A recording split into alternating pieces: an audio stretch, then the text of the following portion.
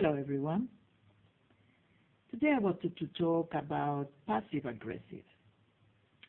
It's a term that I have a problem with it because it puts together contradictory terms like passive and aggressive. So I think that one of the narcissistic traits is to actually alienate people. Putting together term contradictories and maybe using it against a person. Let's say that person is quiet, doesn't want to make waves, doesn't want to stir the pot, and the aggressive person or the narcissistic person could just throw in your face but you are a passive-aggressive person, you know. Don't think of you being better than myself. I'm going to tie you. I'm going to paint you with my aggressivity. And because you're a passive and quiet person, so you are passive-aggressive now, you know. Don't think of you a bit better than myself, for example. So I did have that problem, and so I went to Wikipedia and read a bit through it. And I must say that now that I have read it, I got even worse, a worse opinion of that passive-aggressive term.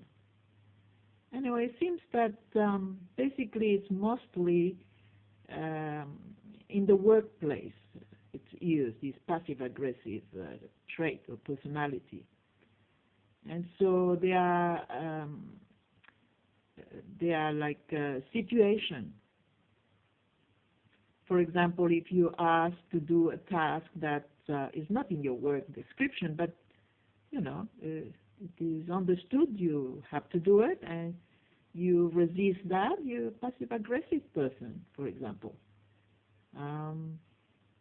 Let me continue reading in here. So it says in here, forgetfulness. Oh, careful with that too.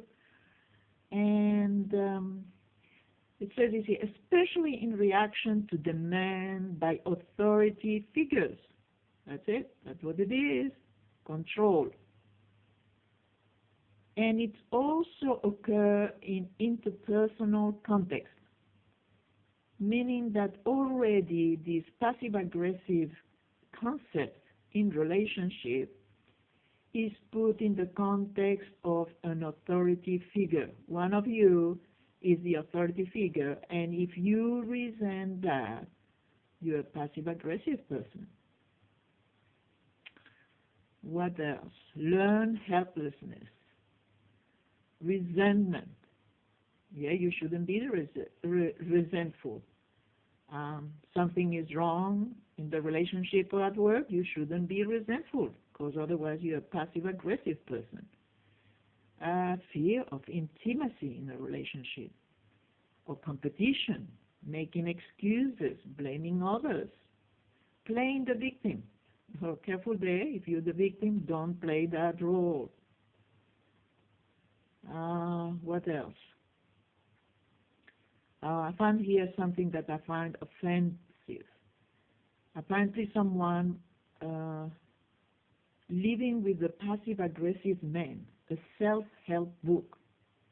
And it says that this man is a loser type. Imagine that. Imagine that. What else? If you are a catty person, oh dear. I don't mean that you like cat, you know, like veil hostile act. Okay. What else we have here? Negativity, resentment, procrastination, forgetting to do something, chronic lateness, intentional inefficiency. So basically this passive-aggressive term is mostly focused in the workplace. You know, you should obey authority figures. What else? for those in the surface that appear to be agreeable, diplomatic, and supportive,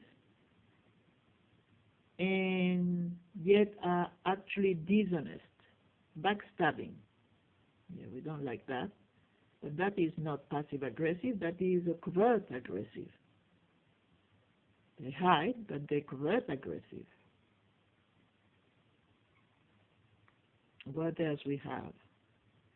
So it says in the personality traits, it's funny, grumbling, testy, cranky, and bitter, complaining, don't complain. Avoid confrontation. No, you have to confront. You have to, be aggressive. Otherwise, you're passive-aggressive. Uses legitimate but trivial complaints. No, don't complain. Don't complain. Inefficiency, neglect. Now, it's funny. It says indirect and devious, inventing resentment. Wow. Irritable. Contradicts. Oh, never contradicts, especially not in the workplace. So it seems that is all mostly this passive-aggressive is control. Control, total control. And that's happening in society as well. Now, even it says in here that during the war, there were men or soldiers who were not openly defiant, but expressed their aggressiveness, you see, by passive measure, such as pouting, inefficiency, and passive obstructionism. So that is in the war context. So, yes, I think this passive-aggressive expression is a form of total control.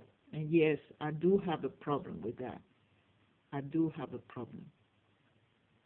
I would, in a way, I think this passive-aggressive should be called, in certain cases, covert aggressive.